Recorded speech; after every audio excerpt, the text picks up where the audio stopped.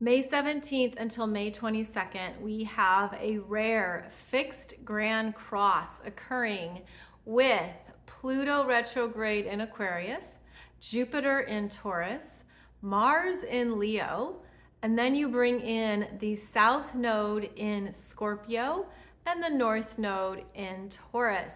This creates a cross of energies in the fixed signs at 0 degrees.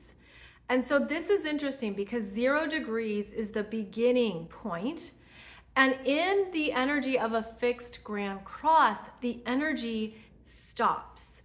It can just feel like it's stuck or it's locked in, that there's something that's locked and it won't budge. But that's part of the gift. And I tend to think of these grand crosses as a four-way intersection. And you think of that in terms of, okay, you have cars and vehicles moving in all four directions, but with a fixed grand cross, they all stop. It's red lights, there's no movement, and that is meant to be a clear message from the universe to sit in something, to sit with it, to sit in it, and to energetically connect with each of the 4 points.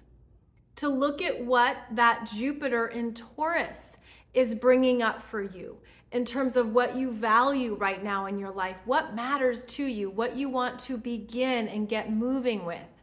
Then you have Mars in Leo. Mars is strong in Leo. He's connected to his solar plexus, his willpower, his desire to move forward, to take charge, to lead. But he's receiving an oppositional force from Pluto retrograde in Aquarius, which is about a power struggle. This can at times even be very violent. It can activate a very strong response because that Mars in Leo is not being given his sovereign power to do what he wants. He's receiving that opposition from Pluto, newly in Aquarius, for the first time.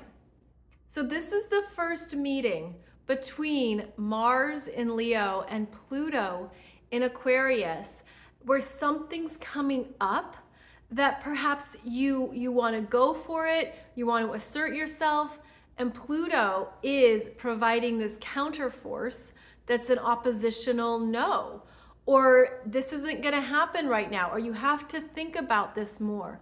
Pluto in Aquarius connects us with the frequency of the bigger picture, what's beyond you, what isn't just about yourself, where you need to consider other people and how this could affect them or how it plays out for them.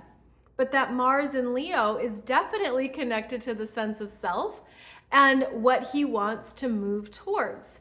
So again, a standstill here that can even be wildly uncomfortable. Then we have the South Node in Scorpio.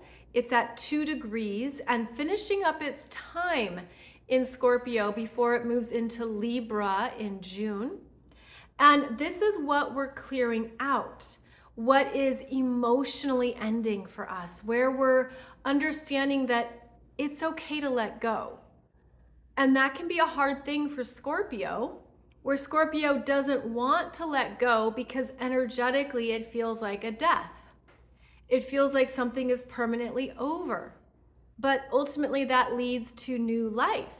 That leads to the rebirth and the new energies that come in of a higher frequency and a higher consciousness. So there could be something that you're struggling to let go of. And it can bring up a lot of turmoil and angst and be like an internal storm. Because this is also where we've had eclipse energies working with us, instigating, provoking, bringing things up to our attention. And with this fixed grand cross, we have to just sit in it. And that can be really hard. Again, the energy feels locked. There's no movement. There's no traffic going through the intersection. In addition to that South Node in Scorpio, we have the North Node in Taurus. And we have Jupiter approaching a near conjunction to that north node in Taurus. And that's going to open up opportunities, open up developments and resources and things that you're meant to take forward. It's not quite there yet, though. It's not quite there. So there's this sense of, I'm just sitting in something. And what you could do is look at the 4 parts of your chart, the 4 houses in your chart where these fixed signs begin. So 0 degrees Taurus, 0 degrees Leo, 0 degrees Scorpio, 0 degrees of Aquarius. Actually, it would be between 2 to 0 degrees of Scorpio and 2 to 0 degrees of Taurus because of the north and south node. So there's energy in these charts that are just, or you could feel like in your chart, it's just sitting. But we're going to have some support because the sun is going to enter Gemini. And as it does so, on May 21st, it trines that Pluto in Aquarius and sextiles Mars in Leo. So when the sun enters Gemini, it opens up the energy, and the sun in Gemini brings in new information, new communications, new ideas, and it will bring in possibly 2, because Gemini is the twins. So it brings in 2 things. Maybe the lower mind, the higher mind. Something that's right brain, something that's left brain. Something that's feminine, something that's masculine. Gemini is about dualities. So now, after being stuck in something, you could feel like, oh, now I see the options. Now I can choose. I can choose what to do with this that makes sense. Maybe you have to talk it out. That's always a Gemini trademark. Discuss it, think it through. And then you're going to see what to do with the energy. But understand it's not personal, but it is at a standstill. Now, one thing that I used to recommend when I was doing one-on-one readings for people, and they would have this energy either in their natal chart or in one of their transiting aspects, is I would say one thing you can do in this intersection, sit in the middle. Sit in the middle of that intersection energetically.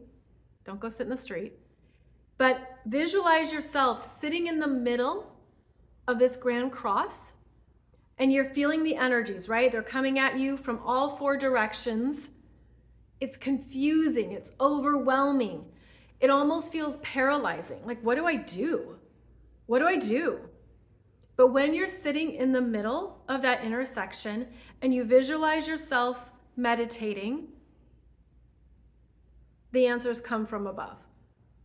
The answers don't come from in front of you, behind you, to your left or to your right. It comes from above. And that could be one way that you work with this fixed grand cross, is that everything right here at this level feels like a lot. Feels like too much. But when you go up into the higher energetics, when you tap up to more of your spiritual self and your soul that sees the full terrain, right? Your soul self is going to see the full picture. That's what you trust. And it could be that you get a download and you're being directed to, hey, look at that Mars. Or, hey, pay attention to that north node in Jupiter. Just trust yourself. Trust what you're energetically called to. What is the most prominent for you? What's speaking to you? And that's how you're going to understand what you're meant to know during this energy that feels stalled out or locked. So I hope that helps you work with this fixed grand cross. You could be stubborn, resistant. You could be like, I'm not letting go of anything. Okay? But see what comes up as the sun enters Gemini, as the choices appear, as the energy starts to move and is released. It's not so tight. And then see what comes up from above. See what comes down, what downloads you're getting. Because there's always a perfect universal reason for all these energies, even if it's a lot at times.